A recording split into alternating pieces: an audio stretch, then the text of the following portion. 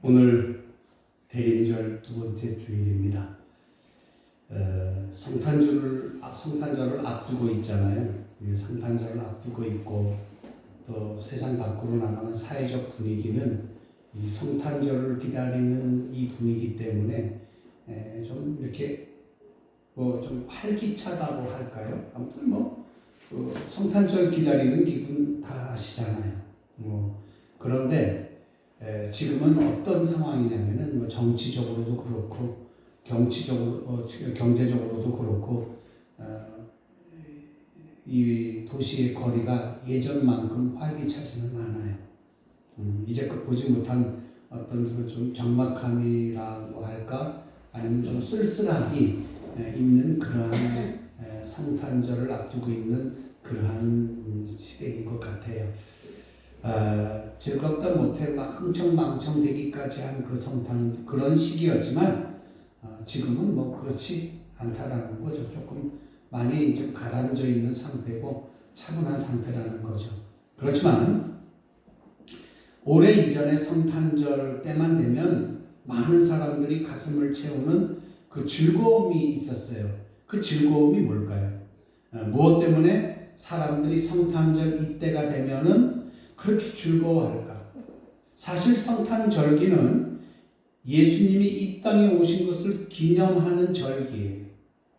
그렇지 않아요? 여러분 다 아시잖아요. 예수 탄생을 기념하는 절기예요. 그런데 지금 오래 이전에 있던 성탄절을 준비하면서 그 바깥에서 얘기하는 크리스마스를 준비하면서 그 사람들은 과연 예수님 때문에 즐거워했을까라는 생각을 합니다. 그렇지 않아요? 세상에 교회 안 다니는 사람들도 엄청 많고 예수 안 믿는 사람들도 엄청 많은데 예수 안 믿는 사람도 크리스마스를 굉장히 좋아해. 이 크리스마스를 좋아하고 막 즐거워하고 막 이런 것들이 예수 안 믿지만 그 사람들이 예수님 때문에 그렇게 즐거워하고 그렇게 좋아할 수 있는 걸까요? 저번에도 제가 한번 말씀드렸는데 어떤 왕이 있었어요. 정말 예쁜 여인과 결혼해서 왕비가 됐잖아요. 그 왕비하고 왕이 알콩달콩 잘 살았어요. 그럼 너무너무 깨가 쏟아지는 그러한 신혼생활을 즐기다가 1년이 딱 됐는데 갑자기 이 왕비가 몹쓸병에 걸려서 죽었네요. 그러니 이 왕이 얼마나 쓸쓸하겠어요. 그래서 무덤을 아주 근사하게 만들어 놨습니다. 그리고 나서 그 후에 1년이 지나서 이 아내가 얼마나 보고 싶겠어요. 결혼 생활 1년 정도밖에 안 했는데 죽었는데 그렇게 사랑하는 사람이었는데 그래서 1년 후에 또 기일이 돼서 그 왕이 그 왕비 무덤을 갔어요. 그렇게 딱 쳐다보니까 뭔가 쓸쓸해. 무덤 하나 달라 있는 것이 쓸쓸해서 이러면 안 되겠다 싶어가지고 그러면은 내가 매일 와서 지킬 수 없으니까 나를 대신할 동상을 하나 만들어라 이랬어요. 그래서 그 무덤가 옆에 왕하고 똑같이 닮은 동상을 하나 세워놨어요.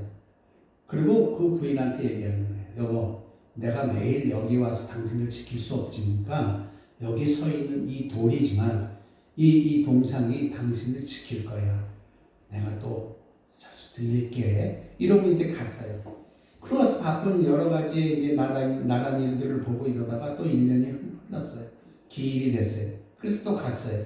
가서 보니까 동상은 서 있지만 또 그 무덤이 왠지 또 쓸쓸하게 보이는 거예요. 그래서 이러면 안 되겠다.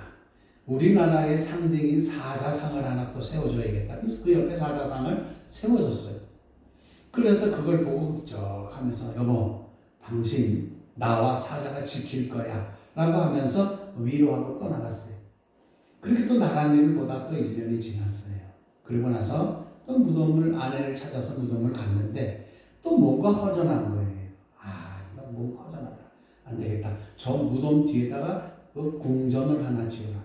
좀 멋있는 집 같은 걸 하나 지어라. 이렇게 딱 하나 지었어요. 다 지어놓고 보니까 너무너무 훌륭한 거예요. 우측에는 자기가 지키고 왼쪽에는 사자상이 있고 뒤에는 멋진 집이 하나 탁 있으니 얼마나 좋아요. 기분이 얼마나 좋겠어요. 그렇게 하다 보니까는 마음이 흡족한 거예요. 그리고 인사하고 갔어요. 그래서 그 다음에 또 기일이 돼서 1년이 지난 후에 또 갔어요. 가서 보니까 뭔가 또 허전한 거예요. 그냥 메말라 보이는 거예요. 그래서 안 되겠다 싶어가지고 부인 무덤 앞에다가 연못을 하나 발아버렸어요. 그래서 물을 채워놓고 잉어라든지 고기를 집어넣고, 여보, 당신은 늘 이렇게 호숫가를 걷는 걸 좋아했는데 그걸 내가 생각 못했구려. 지금에야 이렇게 일단 연못을 크게 만들어놨으니 당신이 보고 싶을 때 와서 보고 가시구려. 이렇게 만들어 놓고 좋은 거예요. 너무 좋았어. 이제 그렇게 하다가 바빠가지고 또 그 다음 1년에 와야 되는데 못 왔어. 바빠가지고. 그렇게 2년을 보냈네요. 3년째 되는 날 왔어요. 여보, 내가 너무 바빠서 지난 2년 동안 못 왔네. 미안하구려. 하고 나서 이렇게 보니까 다른 건 다 멋있는 거예요. 뭐 자기 동상도 있고 사자상도 있고 뒤에 커다란 집, 멋있는 궁전 같은 집이 있고 앞에 연못이 딱 있는데 가운데 있는 무덤이 또 눈에 거슬리는 거예요.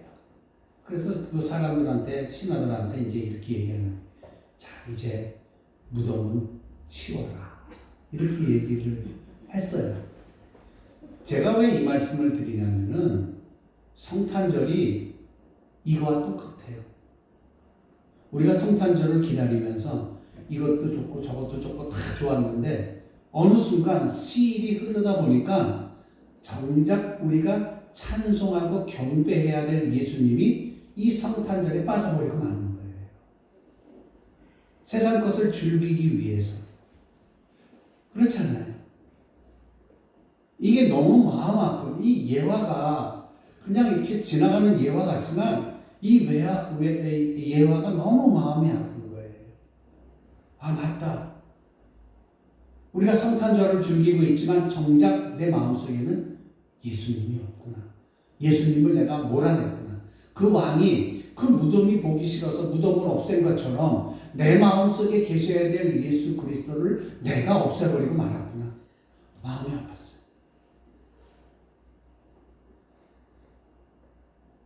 이 세상이 지키는, 이 세상이 즐기는 성탄절 기념 한복판에서 예수님이 치워져 버린 지 이미 오래됐다, 이 얘기예요.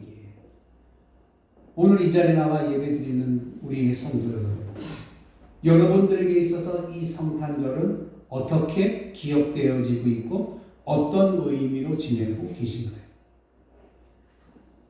굳이 예수님이 아니어도요, 굳이 예수님이 이 땅에 오신 큰 뜻을 생각하지 않아도 이 세상 사람들은 성탄절을 너무 기쁘게 잘 보내고 있어요. 예? 예수님이 오신 것과 예수님이 오신 그 의미, 이거 굳이 떠나서 성탄절만 되면 아주 그냥 난리가 나요. 하지만 그리스도인인 우리는 예수님의 귀한 구원과 섬김의 정신이 빠져있는 그런 성탄절을 보내서는 안 되는 거죠. 그냥 세상의 기쁨에 취해 있는 그런 성탄절을 우리는 보내면 안 됩니다. 우리에게 있어서 성탄절은 그 무엇과도 바꿀 수 없는 귀한 거예요. 그래서 대림절이 주님 태어나기 전 4주 이 대림절기 예수 그리스도를 기다리면서 예수 그리스도를 생각하고 그리고 예수께서 하신 이 땅에서 하셨던 기적과 이적을 생각하며 예수를 믿었던 내가 어떻게 이 땅 위에서 살아가야 될지를 기억하며 그리고 다시 오실 예수님도 기다리면서 보내는 절기가 이 대림절기예요. 그래서 오늘은 무슨 말씀을 여러분에게 전하고 싶으냐면은 우리가 진정으로 이 성탄절을 우리가 찾아야 할 것이 성탄절에 우리가 찾아야 할 것이 무엇인가를 진지하게 한번 생각해 보려고 해요. 성탄절에는 우리가 무엇을 찾아야 될지 우리 대림절을 절기를 보내면서 내가 찾아야 될 게 무엇인지 저와 여러분이 함께 이 시간 생각해 보자. 지난 주일부터 이 땅 위에 있는 많은 그리스도인들은 대림절을 지키고 있습니다. 이 기간에 우리는 성경이 전하는 대로 예수 그리스도의 오심을 기억하고 또 예수 그리스도가 오실 것을 기다리고 있습니다. 대강절의 가장 큰 주제가 뭐냐면은 기다림이에요. 사순절의 가장 큰 주제는 절제이며 대강절의 가장 큰 주제는 기다림입니다. 이 절기 동안에 모든 신앙인들은 기다리는 사람들이 되어야 됩니다. 오늘 본문에서 나오는 한 사람, 예전에도 이 한 사람에 대해서 소개를 잠깐 드린 적이 있는데, 이 본문에 나오는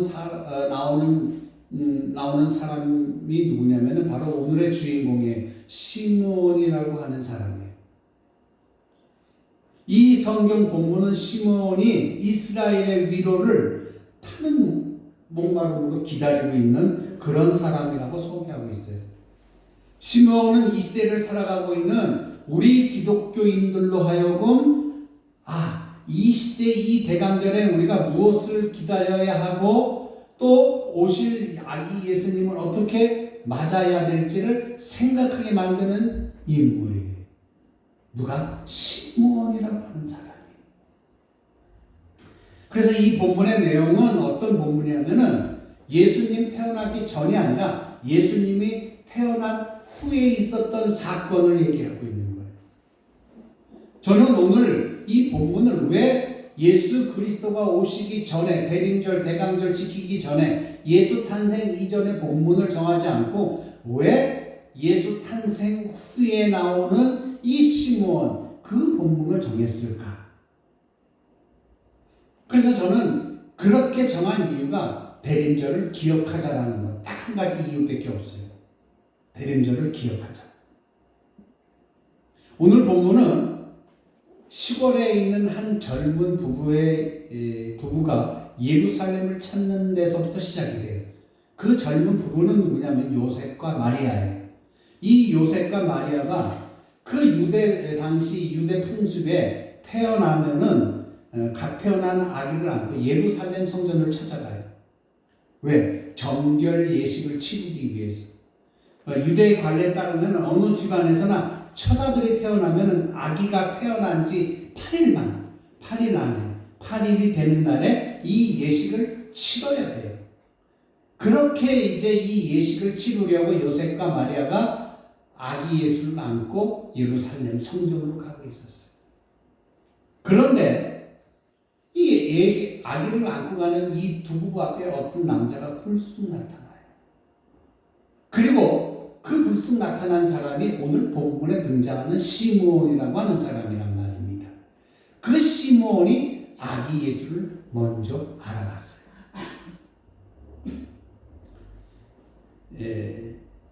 뭐 돋보일 것도 없는 그냥 시골 젊은 부부예요. 그 젊은 부부가 아기를 안고 가는데 시므온이 그 아기를 보고 알아봤다는 거예요. 아주 평범한 젊은 부부가 안고 온 아기에게서 시므온은 자기가 평생 사무치도록 기다려왔던 하나님의 구원과 위로를 보았노라고 감격하는 거예요. 이건 예사로운 일은 아니에요. 오늘 우리는 이 시므온이라고 하는 사람을 보면서 이 대림절을 지내는 우리의 신앙 자세를 한번 가다듬어 봐야 돼요. 먼저 시므온은 이스라엘을 위한 하나님의 위로를 간절히 기다리며 평생을 살아온 사람이에요. 그러니까 하나님께로부터 올 이스라엘의 참 구원을 타는 목마름으로 기다린 그런 사람이라는 거죠. 어떻게 보면 시므온이 숨을 쉬며 생명을 유지하고 있는 절대적인 이유가 바로 이 이유예요. 유일한 이유가 바로 이거예요. 이 기다림 때문에 이스라엘의 구원과 위로를 전해줄 구원자. 그거를 기다리는 그것 때문에 지금까지 목숨을 연명해 왔던 것 같아요.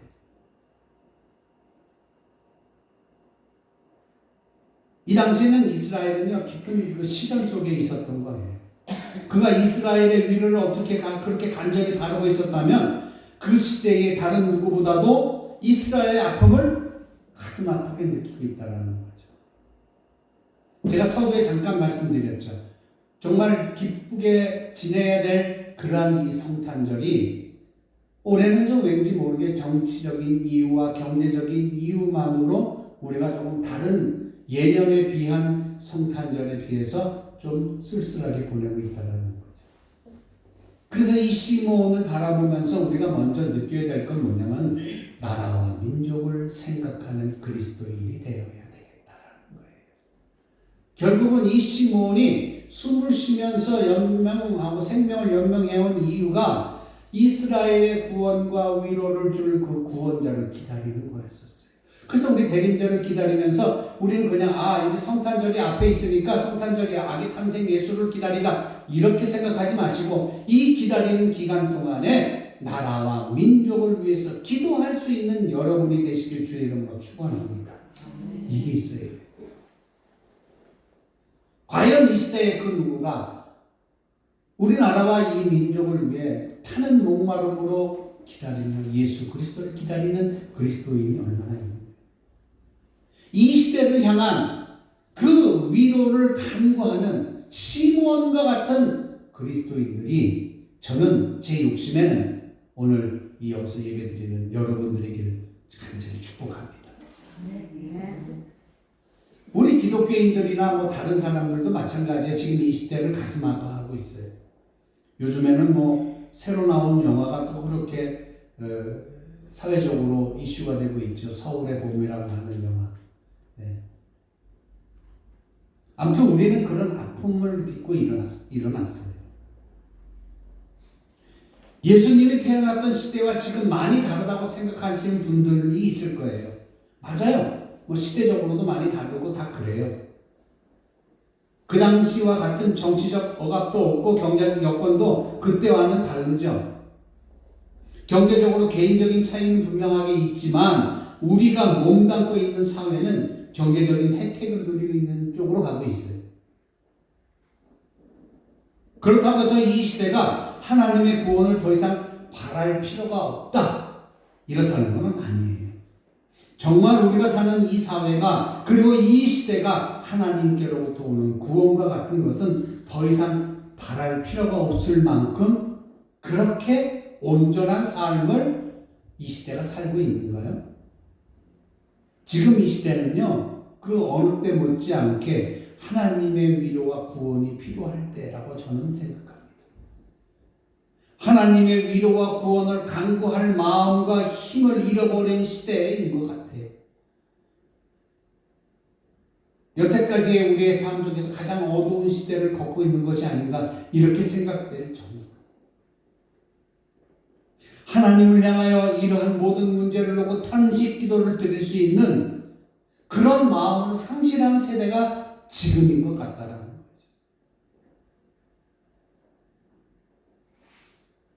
2차 세계대전 때 독일 히틀러가 나치스가 600만의 그 유대인들을 학살했잖아요. 그 끔찍한 사건은 수많은 이야기들을 남겼고 그 이야기들이 오늘날까지도 전해지고 있어요. 지금 독일에 가가지고 나치의 경례를 하면은 법적으로 걸려서 구속됩니다. 손 이렇게 딱 드는 거 있잖아요.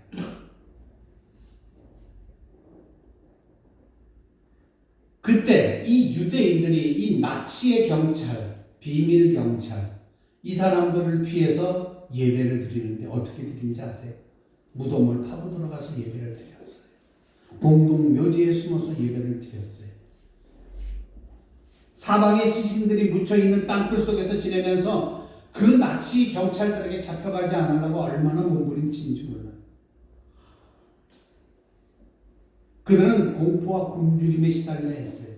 그런 지경에 한 여인이 그 죽음의 상황에서 아기를 낳습니다. 생명의 힘은 어쩔 수가 없어요. 생명의 힘, 그 작은 아기의 탄생이 죽음을 뚫고 들어온 거예요. 죽음의 상황을 뚫고 들어온 거예요. 아기의 울음소리가 이 공동묘지 밖으로 새어나가면 자기들은 모두 잡혀가요. 그 아기의 울음소리 큰일 나죠.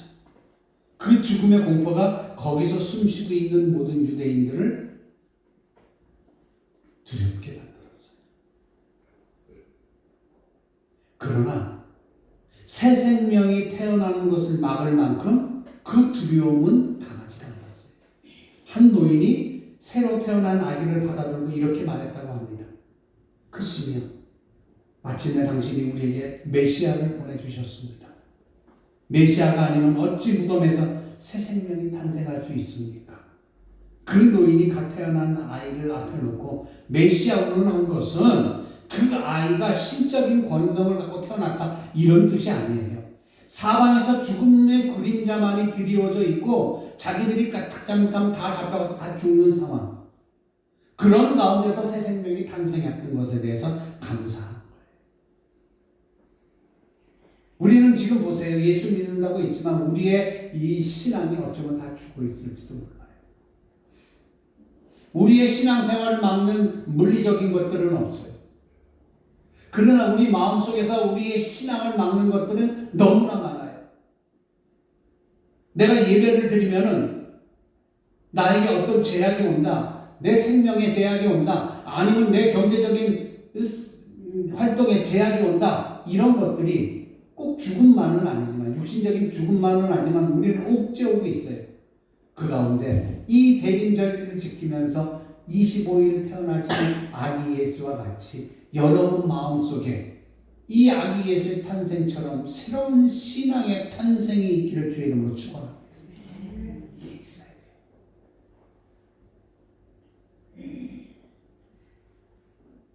아기 예수가 오셔야 하는 이유? 뭐 우리 아이들이나 손자들한테 즐거움을 주고 그 야릇한 동화의 세계를 들려주면서 뭐 그렇게 지나가는 그 성탄절이 아니에요. 지금 뭐 모르겠어요. 우리 어렸을 때는 정말 양말 걸어놓고 잤어요. 지금 아이들은 양말 걸어놓고 자는지 모르겠어요.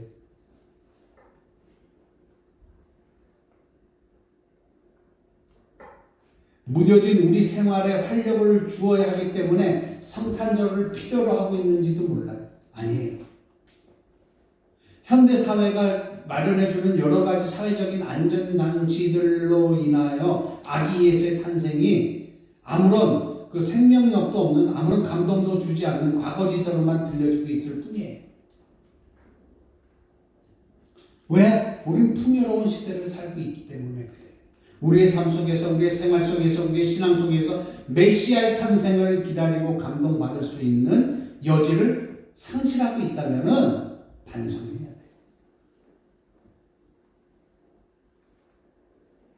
기다리는 거는요, 어떤 단기적인 시간을 갖고 기다리는 것은 기다림이 아닙니다.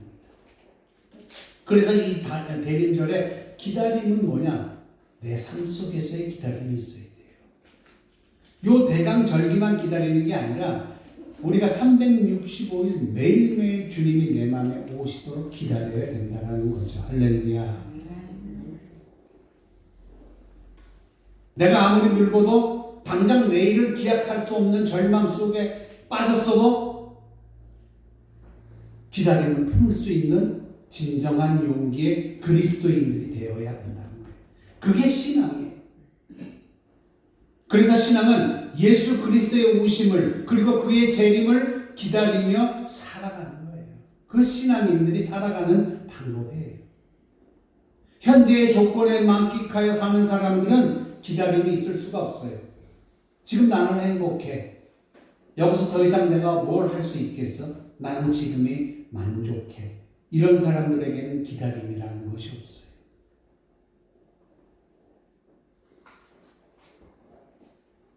오늘 본문에서 아기 예수를 발견하고 시므온이 감사 기도를 하잖아요.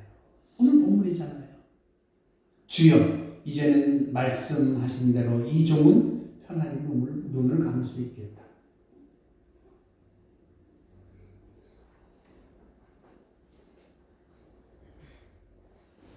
여러분은 언제 나 이제 죽어도 여한이 없어 라고 고백하시겠습니까? 어떤 문제를 놓고 그렇게 고백하시겠습니까? 시므온은 고백했어요. 아기 예수를 발견했거든요. 이스라엘의 구원과 위로를 전해줄 그 구원자 아기 예수를 발견했거든요. 그러니까 여태까지 이 구원자를 기다리면서 숨쉬며 자기의 생명을 연명해 왔을 그 이유만으로도 이제는 이 아기 예수를 발견한 시므온이 고백하잖아요. 주님, 나 이제 눈 감아도 여한이 없습니다.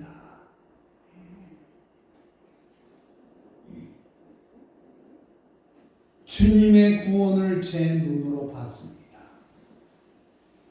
만민에게 베푸시는 그 구원을 제가 봤습니다.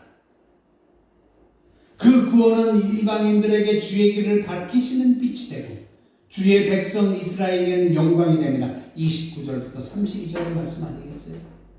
이스라엘의 구원과 이스라엘의 위로를 기다리며 간구했던 시므온이 시골에서 올라온 젊은 부부가 안고 있는 젖먹이 아이를 보고 만민들에게 임하게 될 구원을 발견하게 되는 거죠.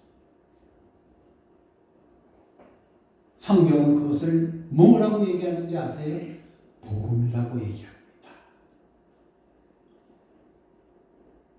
예수님은 너희에게 겨자씨만한 믿음이 있어도 이 산을 들어 저리로 옮길 수 있다고 말씀하셨어요. 그 얘기는 우리에게 믿음이 없다가 한 그 얘기가 아니에요. 그 우리에게 너희가 믿음이 없다, 이걸 나무라시기는 그런 말씀 이전에 신앙의 힘이 어떤 것인지를 먼저 말씀해주고 있는 거예요. 겨자씨만한 믿음이 있으면 이 산을 들어 저리로 옮기라면 옮길 것이다. 이것이 내가 신앙이 있고 없고의 문제를 따지는 것이 아니에요. 우리가 먼저 이 구절에서 생각해야 되는 거예요. 신앙의 힘이 무엇인가를 먼저 알아야 되는 거예요. 신앙이란 촛불 하나 들고서도 그것을 가지고 온 세상을 밝히고야 말겠다는 용기와 담대함을 가질 수 있는 것. 그게 신앙이에요. 미약하고 초라해 보이는 한 아기의 태어남이 이 세상을 바꾸는 첫 장이 되어버렸어요. 우리 한 사람 한 사람은 지극히 평범하고 이름도 없고 이 세상에서 별 영향력이 없는 것 같지만 우리도 하나님의 구원을 향한 진정한 기다림으로 우리의 영혼에 충만하게 될 때 우리는 이 시므온과 같은 고백을 할 수 있을 겁니다. 교회적으로 꼭 따지자면은 대림절은 새로운 한 해가 시작되는 그 절기예요. 이것은 기독교 신앙의 본질이 무엇인지를 잘 암시해주고 있는 거예요. 주님 다시 오신다는 약속을 믿으며 그가 온전히 다스리게 될 시간을 기다리는 것이 바로 신앙의 시작이라는 거예요. 모든 신앙인은 그 시대를 향한 하나님의 구원을 기다리는 사람들입니다. 이 시대는 예수 그리스도 오심에 대한 기쁨도 감격도 그리고 기다림도 잊어버리고 있어요. 그런 의미에서 이 대림절에 예수 그리스도 오심에 대한 큰 기다림 속에 있는 저와 여러분 바로 이 시대의 파수꾼임을 잊지 않으시는 여러분들이 되어주시길 간절히 주의 이름으로 축원합니다.